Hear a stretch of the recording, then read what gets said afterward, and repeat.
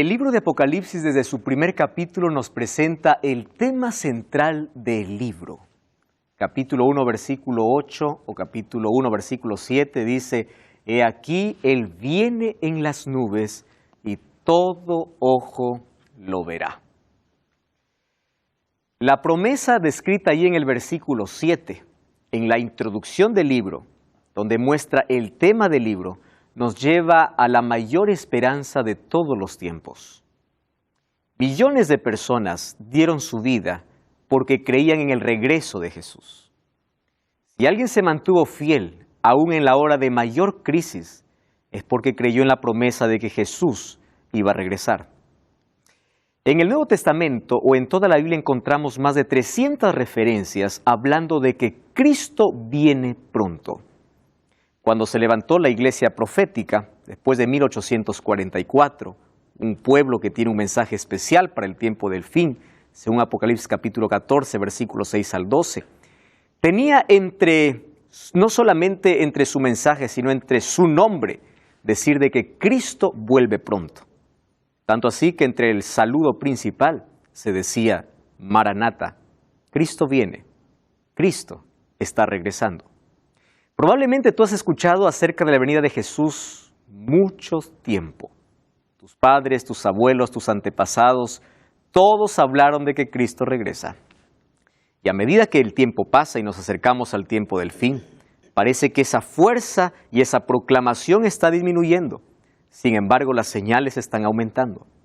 El libro de Mateo capítulo 24 nos menciona algunas señales que acontecerían y que éstas anunciarían que Cristo regresa.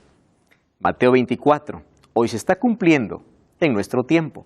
Hambres, guerras, terremotos, pestes, mas Jesús dijo: esto solamente será el principio de dolores, porque el libro de Apocalipsis nos muestra la gran angustia, la gran tribulación y la ira de Dios sobre aquellos que no recibieron aquel sello que Él tiene para dar.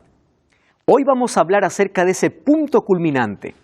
Todo Apocalipsis terminó toda visión terminó con la venida de Jesús.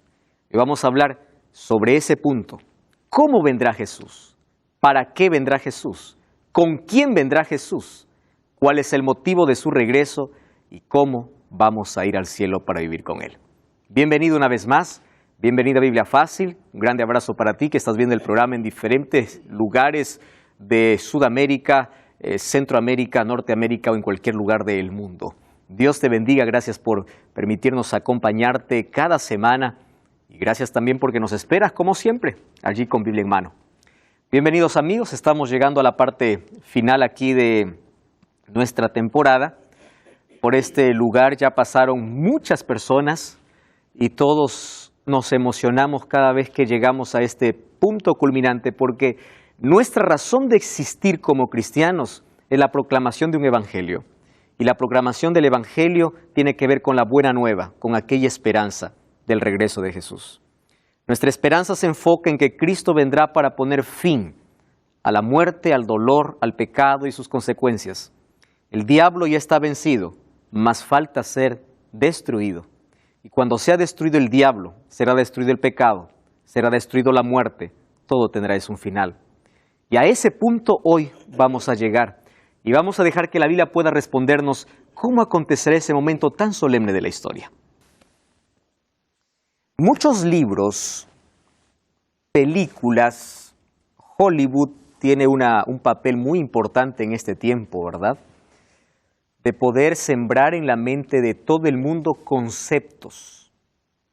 Lo que se ve en una película se cree que es real, que así va a suceder. Muchos se levantaron en estos últimos tiempos para profetizar un final del mundo. Entonces, de tiempo en tiempo, por allí algunos se alarman porque aparece alguna noticia y entre esas está un asteroide, va a aplastar el planeta, va a terminar con el planeta. Otras de esas dice una bomba nuclear va a acabar con el planeta. Y en fin, se habla acerca de que el mundo va a ser destruido. Una de las cosas interesantes es que el ser humano es consciente que el mundo está llegando a su fin. No necesita ser cristiano para que pueda ser consciente de eso. planeta está desgastado y está devastado también. Cada vez la maldad aumenta, cada vez la naturaleza baja su fuerza, cada vez hay mayor dolor y esto en lugar de mejorar vemos que cada vez va de mal en peor. Sin embargo, hay muchos conceptos equivocados acerca de cómo terminará este mundo. Cuando vemos algunas películas acerca del tiempo del fin, vemos de que este mundo va a ser destruido de una manera que la Biblia no dice. Y hay mucha gente que cuando se habla de fin del mundo, la palabra fin le da tanto miedo, porque cree que el fin se trata de una destrucción total del planeta. Para los cristianos el fin del mundo es apenas el comienzo de la eternidad. Para nosotros la palabra fin no nos asusta, sino más bien es nuestra mayor esperanza. Mas tenemos que tener el concepto claro de cómo será ese fin, cómo vendrá Jesús. Gracias a Dios que Él nos ha dejado en su palabra situaciones o evidencias claras de cómo será su venida. Entonces hoy vamos a tocar algunos puntos importantes. ¿Cómo terminará la historia humana? Hay algunos que dicen que va a ser una bomba nuclear, un asteroide, o este mundo va a ser devastado, dividido, o por las condiciones climáticas, este mundo va, o nuestra generación o la humanidad va a dejar de existir por ello. Mas nosotros vimos en el capítulo anterior que Jesús nos mostró que Él va a venir y va a venir en las nubes. Hay varias evidencias bíblicas desde el libro de Mateo capítulo 24 y Apocalipsis capítulo 1, de manera simbólica y literal diciendo yo vengo, y va a ser de una manera visible. Nosotros vimos en el capítulo anterior que la separación de aquellos que van a ir con Cristo y aquellos que van a ser destruidos en ese día final, no se hace cuando Cristo regresa, sino se hace antes del regreso de Jesús. Los dos pueblos ya están totalmente definidos. ¿Recuerdan ustedes allí lo que vimos en Apocalipsis 19 sobre las dos cosechas? La cosecha se realizó, entonces solamente Cristo viene para llevar el trigo al granero, ¿verdad? El resultado de su palabra, el resultado del Espíritu Santo trabajando en el corazón, el resultado en las vidas transformadas, ahora están listas para ser glorificadas y vivir con Cristo por la eternidad. Sin embargo, también el resultado del rechazo a esa palabra, el rechazo a la voz del Espíritu Santo, hizo que otros puedan sufrir el castigo de la ira divina. Pero eso no es todo, porque aún hay más. Habrá una destrucción final que aún espera. Algunos relacionan la venida de Jesús como un día de terror porque piensan que cuando Cristo regrese va a caer fuego y azufre del cielo. Entonces hay algunos que tienen tanto terror y miedo cuando se habla de fin. Dice, ese día va a haber fuego, va a haber azufre ese día. Cuando la Biblia nos dice que la venida de Cristo no será de esa manera. Van a haber algunos fenómenos naturales, es verdad, pero la venida de Cristo será un día donde habrá dos emociones. Y esas dos emociones fuertes son, por un lado, el pueblo de Dios gritando de alegría. El libro de Isaías dice que en ese día, hace la comparación allí a las ovejas cuando salen del redil, o a los cabritos cuando empiezan a saltar. Dice, saltaré y estaréis alegres. Y allí también dice que todos aquellos que están preparados para ese momento dirán, este es nuestro Dios, le hemos esperado y Él nos salvará. Por otro lado, aquellas otras personas que fueron rebeldes a la voz de Dios dirán, peñas, caed sobre nosotros y escondednos de aquel que está viniendo en las nubes de los cielos. ¿Por qué esas personas dicen, escondednos de aquel que está viniendo? Porque aquel que está viniendo es alguien que ellos conocen. Rechazaron toda su vida. Ellos saben que aquel que está viniendo, toda su vida estuvo pendiente de ellos. Y ellos siempre lo rechazaron. Ahora, en ese contexto, nosotros vamos a ver cómo vendrá Jesús. Si bien es cierto, la venida de Jesús es una de las doctrinas centrales de toda la Biblia, tenemos de Génesis al Apocalipsis por lo menos dos temas fundamentales. Es la gracia de Dios, la manera cómo se salva el hombre y cómo lo restaura por completo del pecado. Primero, con su muerte en la cruz, Él nos liberta del pecado, de la condenación del pecado. Sin embargo, con la segunda venida, ahora empieza a recoger aquellos frutos del sacrificio que Él hizo en la cruz en aquellos que aceptaron su muerte. Entonces, en la Biblia encontramos que este es un tema central, en Apocalipsis también. Nosotros vimos que las 7 iglesias, la séptima iglesia termina con la venida de Jesús, los 7 sellos, el séptimo sello y la venida de Jesús, las 7 trompetas, la séptima trompeta y la venida de Jesús, los círculos de 7 en la séptima plaga y la venida de Jesús. Todos los círculos de 7 hablan acerca del regreso de Jesús. Entonces, todo el libro nos lleva hacia ese punto culminante. Y ese punto culminante es la venida de Jesús. La pregunta que podemos hacernos aquí es, ¿cómo va a venir Jesús? Existen entonces en el mundo cristiano muchas creencias, ¿verdad? Y muchos argumentos de cómo será esa venida. Por ejemplo, el argumento más popular es que Cristo robará a su pueblo. Y ese argumento se basa, o hay una palabra especial para esa, es el arrebatamiento secreto. Ahora, ¿la Biblia nos habla acerca de un arrebatamiento? Claro que sí. Pero si ahora vamos a ver el libro de 1 Tesalonicenses capítulo 4, el arrebatamiento que la Biblia menciona no será secreto, sino será glorioso. El arrebatamiento será visible. Vamos a ver si Dios realmente va a robar a su iglesia o qué cosa dijo de cómo sería su venida. Respondemos a la primera pregunta. ¿La venida de Jesús será secreta? Vamos a analizar solamente algunos de estos textos que yo coloqué aquí. El primer texto es Apocalipsis 1:7. Allí Juan está presentando su libro y la introducción de su libro, vean que no es simbólico. La introducción es literal, ¿correcto? Por ejemplo, la revelación de Jesucristo. ¿Jesucristo es simbólico? No, literal, es Jesucristo. ¿Revelación es simbólico? No es simbólico, es literal. Dice allí, Él me mandó a escribir las cosas que han de suceder pronto. Miren el versículo 3. Bienaventurado el que lee, el que oye las palabras de esta profecía y guarda las cosas. ¿Ahí hay alguna cosa simbólica? No. Leer no es simbólico, es literal. Guardar no es simbólico, es literal. Guardar es comprender y poder hacerlo en nuestra vida.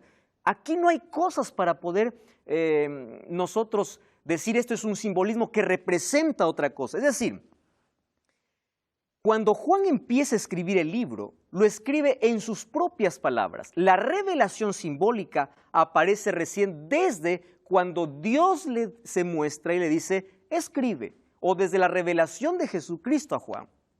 Y entonces los primeros versículos encontramos que literal, Juan a las 7 iglesias, el versículo 4, las 7 iglesias, ¿qué cosa eran? Literales, 7 iglesias de Asia. ¿Qué más encontramos? Gracia y paz. ¿La gracia es simbólica? No, gracia es gracia. Paz es paz, la paz que viene del cielo. Ahora fíjense, el tema que coloca dice, he aquí viene con las nubes y todo ojo lo verá. Solo que hay una palabra interesante que nosotros necesitamos conocer aquí. Y dice, y los que lo traspasaron, o aquellos que le traspasaron, y todos los linajes de la tierra harán lamentación por él. Sí, amén. Vamos al libro de Mateo capítulo 26, versículo 64. Mateo capítulo 26, versículo 64. Mateo 26, 64, dice así. Vamos a leer desde el versículo 63. Mas Jesús callaba, entonces el sumo sacerdote le dijo, te conjuro por el Dios viviente que nos digas si tú eres el Cristo, el Hijo de Dios. Y Jesús le dijo, tú lo has dicho. Y además os digo, no solamente dio una respuesta, añadió además. ¿Qué cosa dijo? Desde ahora ustedes verán al Hijo del Hombre sentado a la diestra del poder de Dios. ¿Y qué más dice? Y viniendo en las nubes del cielo. ¿Jesús estaba hablando aquí de algún asunto simbólico? No. Le está dando una respuesta. Y le dice, además quiero que sepas que vas a ver que viene el Hijo del Hombre, ¿en qué? En las nubes del cielo. Apocalipsis 1:7 dice, he aquí viene ¿cómo? En las nubes. ¿De qué momento está hablando? De ese momento, de su segunda venida. Ahora, el libro de Daniel capítulo 12, versículo 2 dice que habrá una resurrección especial. Fíjense, Daniel capítulo 12, versículo 2. Dice así, muchos de los que duermen en el polvo de la tierra serán despertados, porque la muerte es considerado como un sueño, recuerden. Ahora dice, unos para vida eterna y otros para vergüenza y confusión perpetua. Ese grupo que es despertado y que resucita para vergüenza y confusión perpetua, ¿quiénes son? Aquellos que crucificaron a Cristo y verán a Cristo regresar. Sin embargo, la evidencia más clara de que la venida de Jesús no será secreta, sino será literal, está en Hechos capítulo 1. Vamos a Hechos. Hechos capítulo 1. Esta es la evidencia más clara para poder responder esta primera pregunta. Hechos capítulo 1, versículo 11. Lo que yo estoy leyendo no son libros proféticos, ¿correcto? No son libros proféticos, y entonces aquí no se debe tomar como un simbolismo. Hechos 1:11. Dice así, vamos desde el versículo 10, ¿está bien? Entonces, habiendo dicho estas cosas, viéndolo ellos, ¿de quién está hablando? De los discípulos. Fue alzado. ¿Quiénes estaban viendo? Los discípulos. Fue alzado y lo recibió una nube que lo ocultó de sus ojos. ¿Qué cosa dice más el versículo 10? Ellos estaban con los ojos puestos en el cielo, entre tanto que Él se iba. ¿De qué momento está hablando? De la ascensión de Jesús. Y se pusieron junto a ellos dos varones con vestiduras blancas, los cuales le dijeron. ¿Qué cosa le dijeron? Varones galileos, ¿qué hacen mirando al cielo? Ahora, presten atención allí el texto. ¿Qué dice? Este mismo Jesús, que ha sido tomado de entre vosotros, así vendrá como lo habéis visto ir al cielo. Yo les hago una pregunta. ¿Jesús fue al cielo de manera literal o de manera simbólica? Literal. Entonces dice, ¿cómo fue? Ellos lo vieron.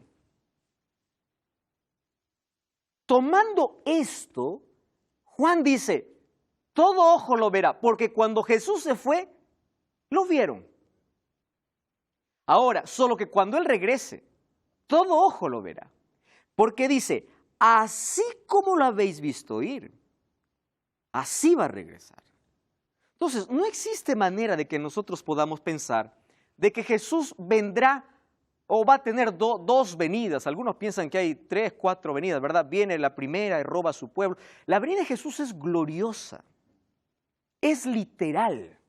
Viene con las nubes y todo ojo lo verá. Jesús se fue de manera literal, viene de manera literal. No se fue en espíritu. Sí, Nancy. Quería saber sobre ese todo ojo le verá. Si es simbólico o literal. ¿De qué manera es? Porque yo ya escuché personas decir que a través de la internet lo veríamos. Nancy, Jesús nos alertó sobre falsos cristos. Mateo capítulo 24. Y dijo lo siguiente. Cuando ustedes escuchen, está el Cristo allá, no lo creáis. ¿Por qué?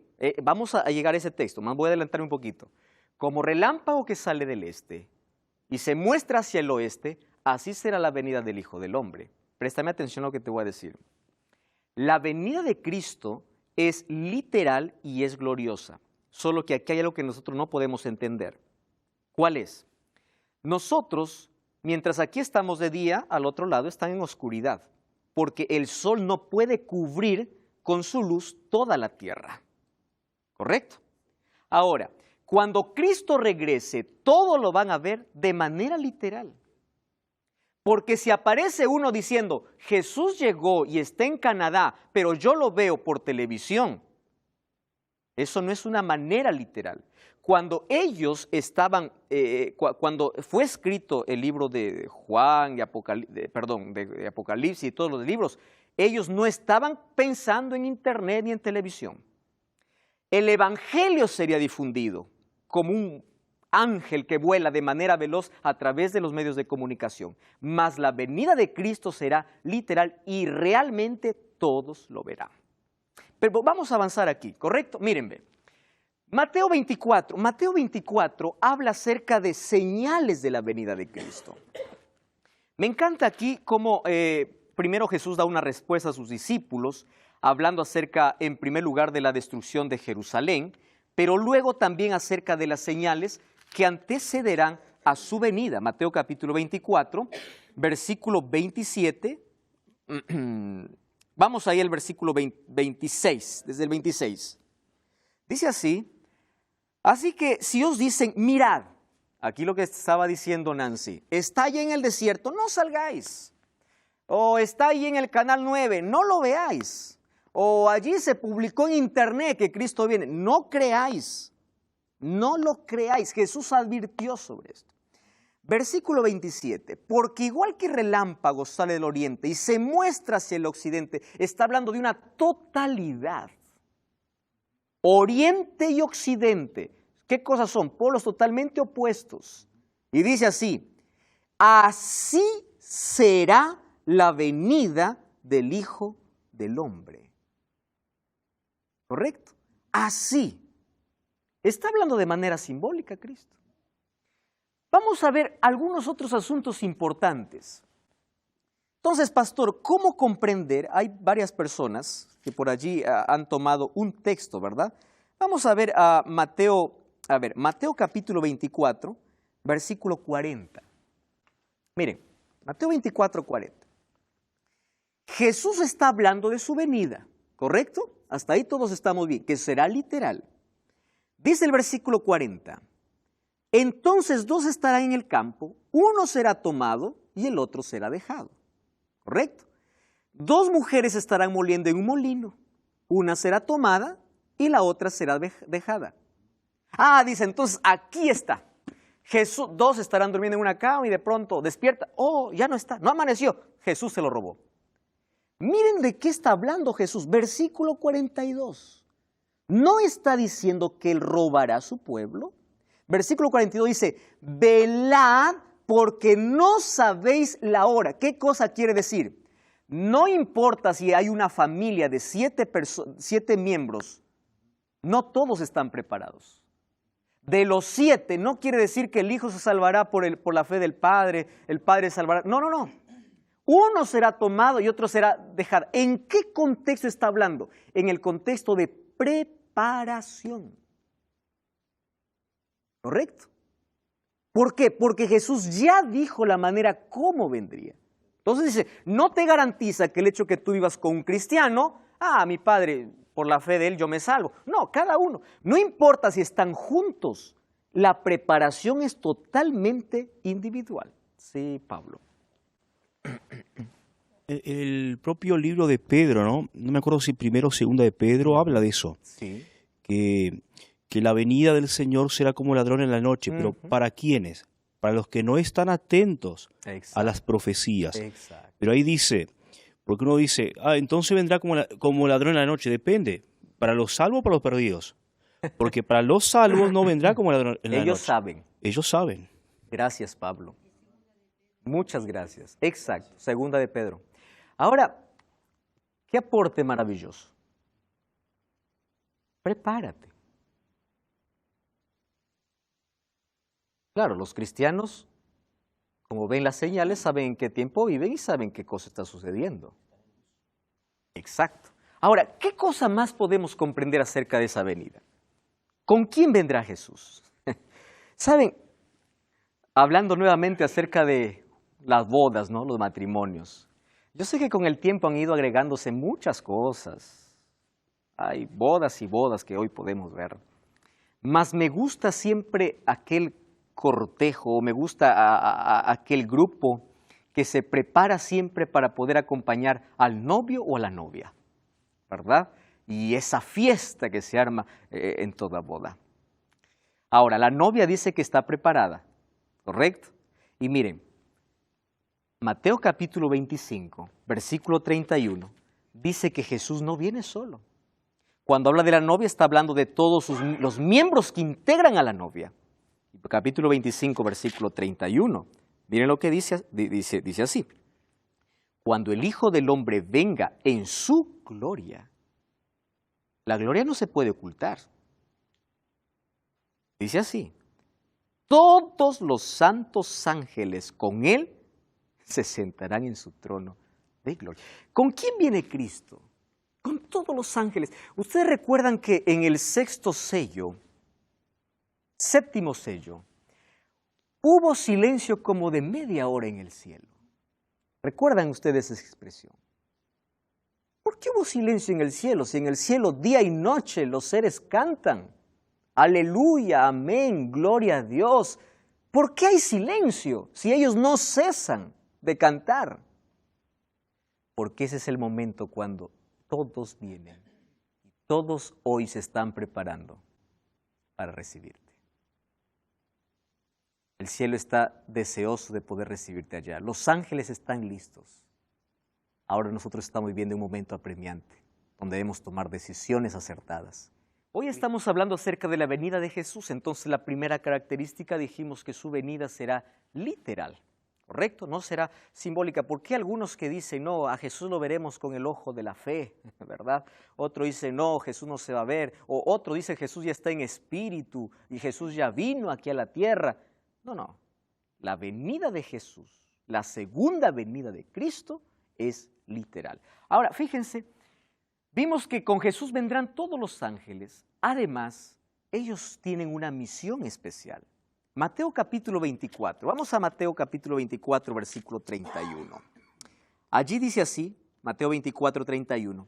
Entonces enviará a sus ángeles con gran voz de trompeta y juntará a sus escogidos de los cuatro vientos. Cuando está hablando de los cuatro vientos, está hablando de la totalidad de la tierra. Nancy, aquí una vez más respondiendo a tu pregunta. Los cuatro ángeles, dice que enviará a los cuatro vientos. La totalidad, su venida es literal, todo ojo lo va a ver, porque los cuatro ángeles se encargarán de ¿qué? De juntar a sus escogidos desde un extremo hacia el otro. No es que nadie me avisa que Cristo está por allá. Por eso, la misión de los ángeles, incluso aquí, es de poder reunir a las familias. Yo sé que todos los que estamos aquí tenemos un ser que ya no está con nosotros, un ser querido, ¿verdad? Padres han perdido hijos, personas que ni siquiera nos dieron tiempo para despedirnos porque la muerte nos arrancó de un momento para otro, tantas tragedias. Mas ahora viene el momento de la reunión familiar. Yo sueño con ese día porque tengo seres queridos que ya quisiera verlos y volverlos a abrazar. Ahora, los ángeles reunirán las familias. Ahora, ¿cómo será este momento especial? Porque si la venida de Cristo es literal, ¿correcto?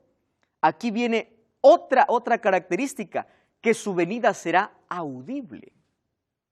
¿Por qué? Porque cuando Cristo venga, dice, habrá resurrección. Entonces, cuando habla de la resurrección, allí nosotros podemos derribar cualquier argumento de que cuando uno muere va al cielo o va al infierno. Porque si cuando una persona muere va para el cielo, ¿a quién va Jesús resucitar? O Jesús que lo va a decir, a ver alma, vuelve, aquí está disfrutando, pero vuelve, a ver, vamos a hacer una resurrección, de ahí nuevamente te traigo con el cuerpo. Es imposible. El término alma en la Biblia, según Génesis capítulo 2 y 7, es ser humano. Eclesiastés 12:7 dice que la muerte, ¿qué cosa es? El cuerpo vuelve al polvo, el espíritu, ¿cuál es el espíritu? Ese es aliento de vida, no hay nada más que salga del cuerpo. Entonces, habrá allí una resurrección. ¿Qué acontecerá con los justos muertos? Entonces, vamos a ver qué dice la Biblia. Me encanta este texto, créanme que es el texto que mayor esperanza ha traído a mi vida. Yo ya enterré a muchos seres queridos, mas este texto hace que yo pueda hasta llorar de emoción, pueda emocionarme, alegrarme, porque sueño con este momento solemne. Cuando yo voy a un funeral, no dejo de leer este texto, me da esperanza. 1 Tesalonicenses capítulo 4, versículo 16. Miren lo que dice, capítulo 4, versículo 15.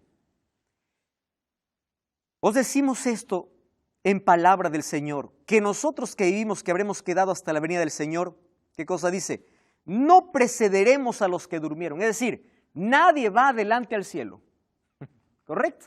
Nadie precede.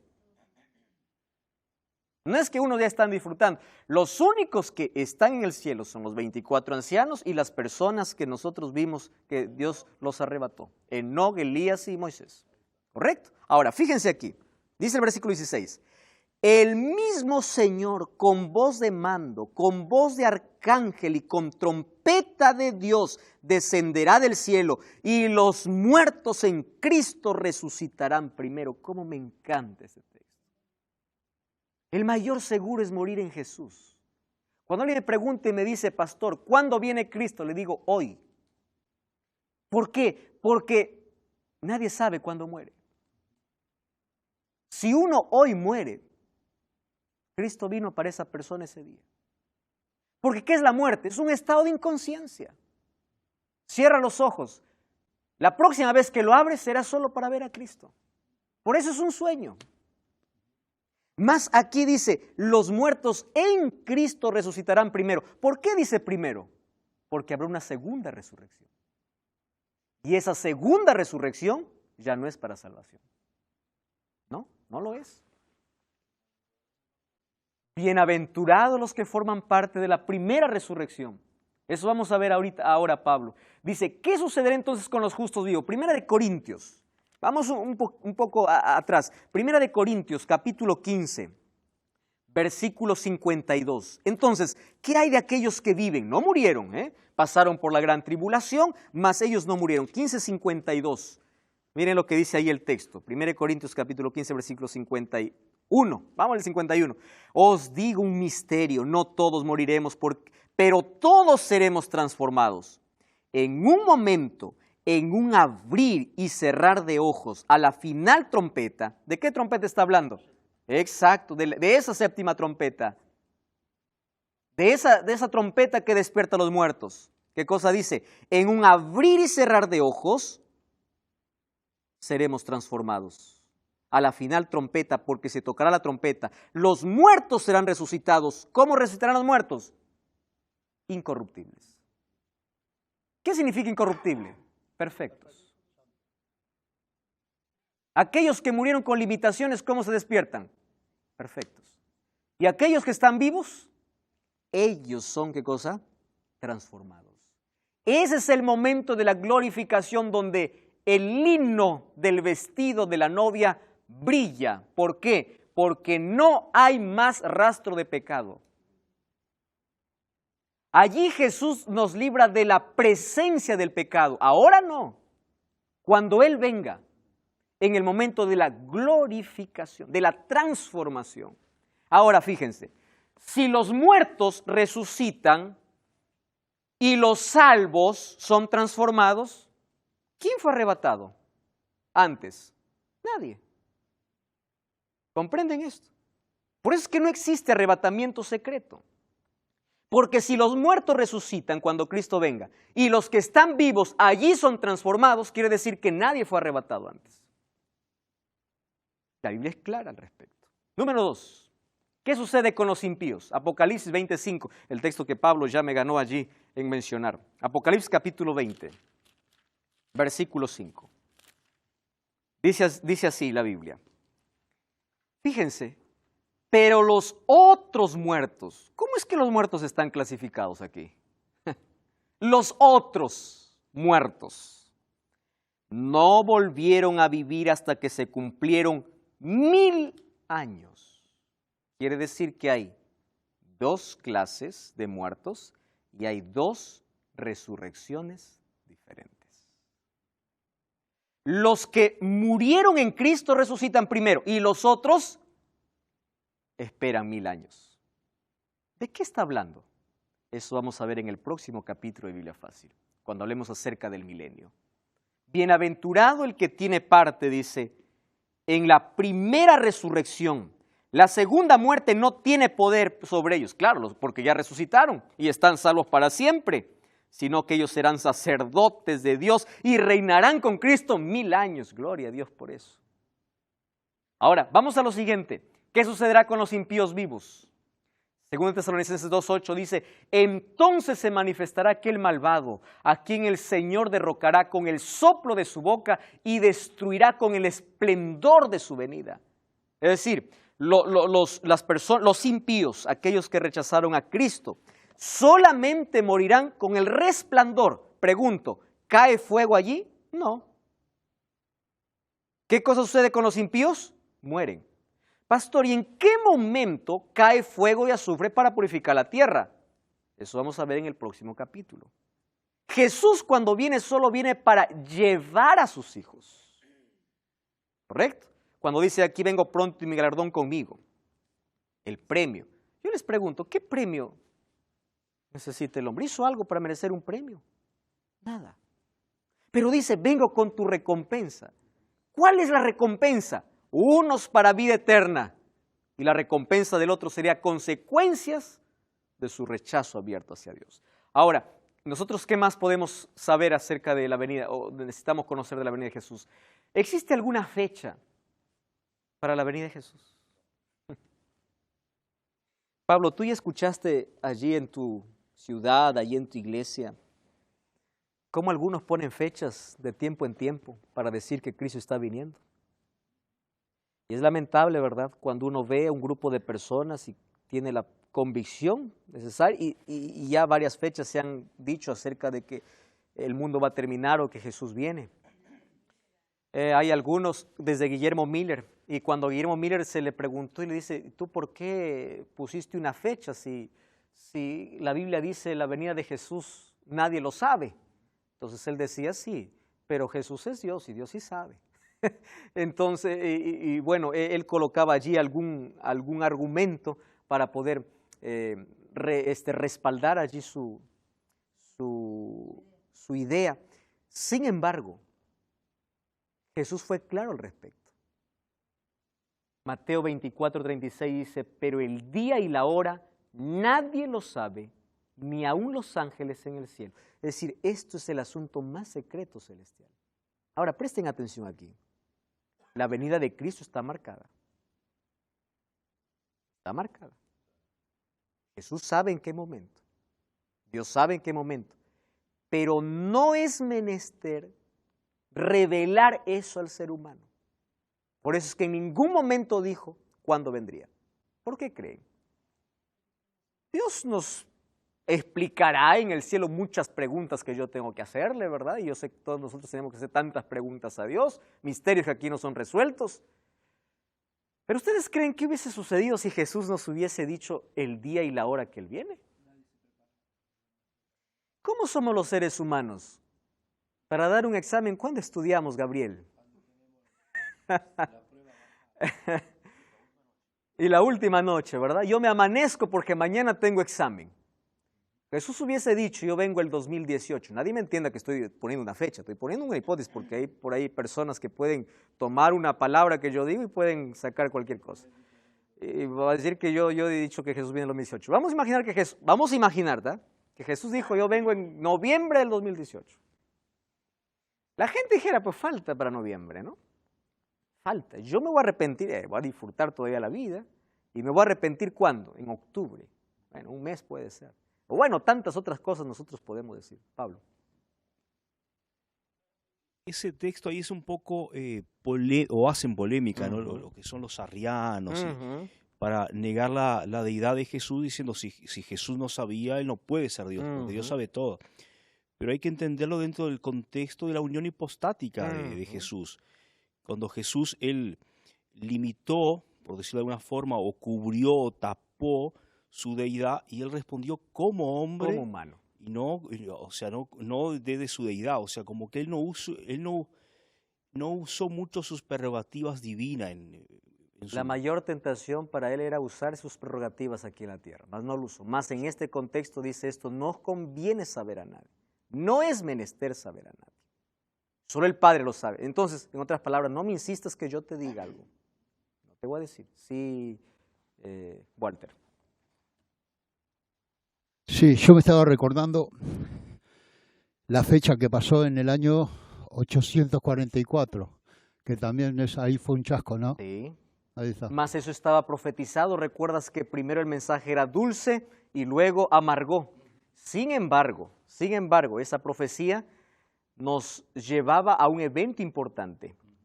Guillermo Miller y todo el grupo no estaba equivocado en la fecha, estaba equivocado en el evento. Porque no era la fecha en sí, era el evento. Cristo no volvía.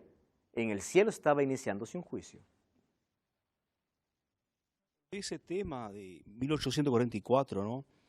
Muchas personas, no sé si por ignorancia o qué, hasta acusan a la iglesia adventista o a Guillermo Miller de falso profeta, ¿no? Pero hay que entender dos cosas. Primero, que él no profetizó nada, porque lo que hizo fue una interpretación. Exacto. Y segundo, era muy común en aquella época los cristianos en todos los ámbitos denominacionales tratar de descubrir la fecha bíblicamente. Una cosa es una interpretación y otra es profecía. Es una profecía. Querido Pablo, recordemos además que lo que llevó a un reavivamiento en ese tiempo, a saber sobre cuándo vendría Jesús, era por los acontecimientos que ocurrieron en ese periodo. 1798, el Papa fue prisionero. 1833, meteoritos cayeron del cielo, estrellas cayeron del cielo. 1755, el gran terremoto de Lisboa. El día oscuro de la historia, 19 de mayo de 1780. Tantos acontecimientos, como hoy, ¿verdad? Entonces la gente dice, bueno, esto nos lleva a algo está ocurriendo, algo va a ocurrir. Entonces era común en ese tiempo ver, hay un despertar para saber qué cosa está bien. Entonces ahí Guillermo Miller llegó a una fecha. La fecha era correcta, mas el evento no era correcto. No podemos saber la venida, cuándo viene Jesús. Sin embargo, ¿cuáles serán las condiciones de vida después de la venida de Jesús? Lo más lindo en Apocalipsis capítulo 21, versículo 4. Allí dice que una de las cosas que serán destruidas es la muerte, porque no habrá más lágrimas. Nuestro mayor enemigo aquí es esa consecuencia del pecado. Es la muerte, es el sufrimiento. Ya no existirá más, todo cambiará. La venida de Cristo pondrá punto final a la historia de pecado y de este planeta. Ahora, el momento glorioso de esa venida está aproximándose. Me encanta la idea, me encanta ver algunos carteles, algunos lugares donde pone la imagen de Jesús y dice, Cristo viene pronto. Sin embargo, la palabra pronto parece ser muy larga. En nuestros tiempos parece ser muy larga. Por eso que el libro de Segunda de Pedro responde y dice, no piensen que Cristo se está demorando. Sin embargo, yo quiero que ustedes puedan reflexionar en algo que Jesús mencionó. ¿Recuerdan ustedes la parábola de las 10 vírgenes? Hay una expresión que Jesús dijo. Claro, era una parábola. Más de allí nosotros extraemos lecciones espirituales. Y esa parábola está hablando justo del momento del cierre de gracia en el cielo. Porque cuando se cerró la puerta, entonces nadie más pudo entrar. Dice, tardándose el esposo. ¿Es que Dios se tarda? No. El ser humano lo entiende como tardanza. Somos nosotros los que lo entendemos así. Entonces, cuando el ser humano piensa que se tarda, todas empezaron a dormir. Ese es el mayor peligro. ¿Cuándo viene? Pronto. ¿Estás preparado? No. Pero si yo viviera diciendo, Jesús viene hoy, y hoy es mi último día, y si viene Jesús hoy, yo estoy preparado para ir al cielo, entonces nuestra vida sería diferente. Gabriel. Sí, una de las cosas que últimamente se escucha, no sé si últimamente, pero siempre que se toca ese tema, hay algunos que te dicen, eso ya lo escuché desde que nací, me dicen que Cristo vuelve, pero no vuelve nunca. Exacto. Entonces yo ahí veo que es una cuestión de que el ser humano tiene que individualmente entenderlo y prepararse, porque ahí da la respuesta que todavía no estamos preparados. Gracias, Gabriel. Por causa de esa connotación. Ahora, Gabriel, cuando tú escuches a alguien diciendo, yo escuché eso tantas veces y yo ya no creo, dile, justamente en ti se está cumpliendo una profecía. Porque según de Timoteo capítulo 3 dice, en los últimos días vendrán días peligrosos, hombres amadores de sí mismos, burladores, ingratos, impíos, sin afecto natural, implacables, calumniadores. Pareciera que aquí el apóstol o aquí Timoteo está describiendo con exactitud nuestra sociedad actual. Gente que busca dinero, placeres temporales, gente que les importa cualquier cosa menos su vida eterna, gente que corre tras aquello que se acaba menos por lo eterno, gente amador de sí mismos, soberbios, vanidosos, avaros, blasfemos, desobedientes, ingratos, impíos, calumniadores, crueles, enemigos de lo bueno. Ese es nuestro tiempo. Todo eso está diciendo de que Cristo está regresando. Ahora te pregunto, ¿tú estás preparado? Yo quiero que tú tomes una decisión hoy. Prepárate para ese encuentro. El cielo está esperando el momento cuando Cristo dé la orden y diga, vamos a recoger al pueblo. Los hijos de Dios están esperando el momento cuando Cristo diga, venid benditos de mi Padre. Y tú estás preparado para ese grande día. Piensa. Hay un Dios que está a punto de iniciar una obra extraordinaria en tu vida. Cristo te ama y eres lo más valioso para Él. Estoy hablando para ti que en este momento estás pasando por una crisis profunda. Para ti que estás con el dolor de haber perdido un ser querido. Piensas que todo ya acabó. Buscaste morir más de una vez porque piensas que la vida no tiene salida. Muy pronto Cristo viene para curar tus heridas. Muy pronto Cristo viene para poder cerrar este capítulo más oscuro de la historia de pecado. Te ama, quiere verte en el cielo. Aquella obra que inició en tu corazón la terminará. Todo lo que tienes que hacer es permitir que Cristo sea tu Señor. Y hoy te desafío a dar un paso de fe. Hoy te desafío a levantarte allí donde estás y decir, Señor, yo te entrego mi vida. Estamos viviendo en la parte final de la historia. Yo quiero estar preparado para cuando tú regreses. Quiero que tu Santo Espíritu pueda trabajar en mi vida. Por eso hoy, como en los otros programas, yo te desafío a levantarte allí donde tú estás. Porque yo voy a orar por ti. Voy a orar para que juntos nos podamos preparar para ese encuentro. Yo quiero abrazarte, yo quiero conocerte. Yo quiero conocer a todas las personas que un día abrazaron aquella fe. Pero nuestro mayor placer será abrazar a Jesús. Jesús te ofrece eternidad. No te atrevas a cambiar el cielo por algo temporal. No negocies tu fe por algo que se acaba. La eternidad es real. Cristo está pronto a volver. Si tú quieres prepararte, levántate donde estás. Orar por ti. Todos nosotros queremos también estar preparados para ese día. Vamos a orar. Vamos a ponernos todos de pie. Vamos a pedir que Dios nos ayude a estar preparados para ese momento. Oramos. Querido Dios, gracias porque tu palabra nos da esperanza. Aquella esperanza gloriosa de tu venida hace que podamos avanzar y dar un paso más. Toma nuestro corazón. Aceptamos a Jesús como nuestro Salvador. Ayúdanos a estar preparados todos los días para este grande encuentro. Queremos vivir contigo por la eternidad. Hoy aceptamos tu palabra y que tu Santo Espíritu nos prepare para ese momento glorioso. Queremos formar parte de ese pueblo que recibe a Cristo en las nubes del cielo y vive con Él para siempre. Toma nuestro corazón y bendice la decisión de las personas que también tomaron allí en casa. Cuando tú regreses, nadie pueda faltar. En el nombre de Jesús. Amén.